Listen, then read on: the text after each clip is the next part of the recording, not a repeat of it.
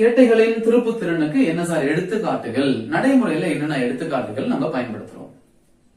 ரொம்ப சிம்பிள்பா. ஃபர்ஸ்ட் என்ன இருக்கு? பச்சைக்கரங்கள். பச்சைக்கரன்னா என்ன நினைக்கிறீங்க? கியர் தான். நம்ம இங்கிலீஷ் தான் தெரியும் நினைக்கிறேன். கியர். அந்த பஸ்ல எல்லாம் போகும்பொழுது, கார்ல எல்லாம் போகும்பொழுது கியர் போடுவாங்க தெரியுமா? அதுதான் பச்சைக்கரங்கள். எப்படி இருக்கும்? வட்ட வடிவத்துல இருக்கும். சைக்கிள்ல நீங்க பாத்துருக்கலாம் இல்ல, வட்ட வடிவத்துல இருக்கும். முனையில எல்லாம் பாத்தீங்கன்னா அங்கங்க தகட வச்சு கீறி விட்டு அங்கங்க அப்படியே மேடு பள்ளமா வந்திருக்கும். சக்கரம் மாதிரி பாக்கிறதுக்கு பற்கள் மாதிரி இருக்கும். அதனால அதுக்கு பேரு பச்சைக்கரங்கள் சொல்லுவோம், கியர் அப்படின்னு சொல்லுவோம். இந்த பச்சைக்கரங்கள் பாத்தீங்கன்னா நீங்க வண்டியில வாகனத்துல போயிட்டு இருக்கும் பொழுது first gear, second gear, third gear எல்லாம் போடும் பொழுது பாத்தீங்கன்னா ஒவ்வொரு கியருக்கும் பச்சைக்கரத்தினுடைய அளவு மாறிக்கிட்டே இருக்கும். வண்டியினுடைய வேகம் அதிகரிச்சுக்கிட்டே இருக்கும். சுழல் விளைவு அதிகரிச்சுட்டே இருக்கும். சுழலும் தன்மை அதிகரிச்சுக்கிட்டே இருக்கும். சோ இதை பொறுத்து வாகனத்தினுடைய வேகத்தை கூட்டவோ குறைக்கவோ நம்மளால முடியும். அடுத்தது என்ன அப்படின்னா ஏற்றப்பலகை. ஏற்றப்பலகைன்னா என்ன நினைக்கிறீங்க? சீசான்னு சொல்லுவாங்க தெரியுமா? இப்படி இருக்கும். ரெண்டு முனையில ஏறி உட்காந்துக்கலாம். ஒருத்தர் யாரு வெயிட்டா இருக்காங்களோ அந்த பக்கம் கீழே அமைக்கும், லேசா இருக்கவங்க மேல போயிடுவாங்க. ஆமா தானே? இதுதான் சீசான்னு சொல்றது.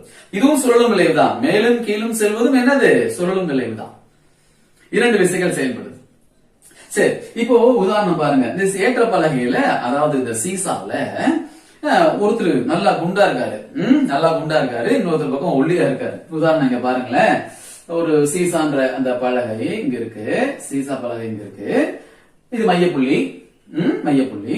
இப்ப இங்க ஒருத்தர் வந்து என்ன பண்றாருன்னா, எக்ஸ்ன்ற ஒருத்தர் நல்லா குண்டா இருக்காருன்னு வச்சுக்கோங்க. எக்ஸ்ன்ற ஒருத்தர் நல்லா குண்டா இருக்காரு. ஒய்ன்ற ஒருத்தர் ஒல்லியா இருக்காரு. சரியா? இப்போ சீசா எந்த பக்கம் கீழே இறங்கும்னு சொல்லுங்க பாக்கலாம். எக்ஸ் இருக்க பக்கம் கீழே இறங்கும். வெயிட்டா இருக்காருல்ல. சரி, அவனை தோக்கடிக்க முடியுமா? இந்த ஒய்யால இந்த எக்ஸ்ன்ற ஆள தோற்கடிக்க முடியுமா? முடியும். எப்படி சார் முடியும்? இவர வெயிட் கம்மி, மேல சார் ஏறுவான். முடியும். எப்படின்னு சொல்லட்டுமா? ஒண்ணும் நீ பண்ண வேண்டாம். இங்க பாரு, இங்க பாரு, இங்க பாரு. இரட்டைகளின் திருப்பு திறன்ல முக்கியமான ஒரு சமன்பாடு இருக்கு. என்ன சமன்பாடு?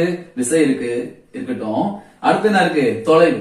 இந்த தொலைவு குறைய குறைய குறைய, தொலைவு குறைய குறைய குறைய திருப்பு திறனின் மதிப்பு என்ன ஆயிட்டே இருக்கும்? கம்மி ஆயிட்டே இருக்கும்.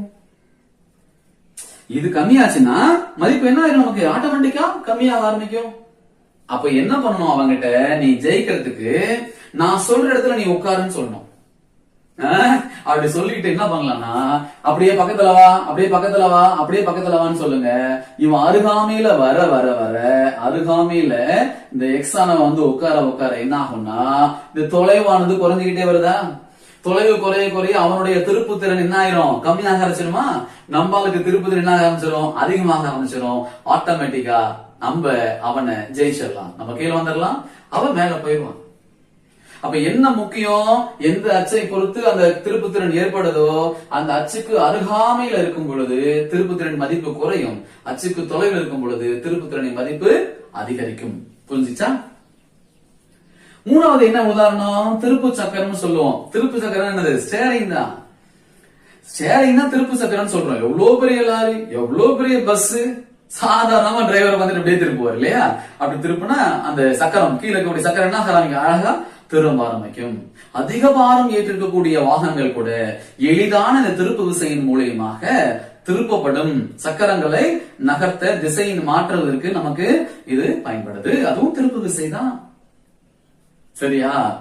சரி, அடுத்தது என்னன்னு கேட்டீங்கன்னா திருப்பு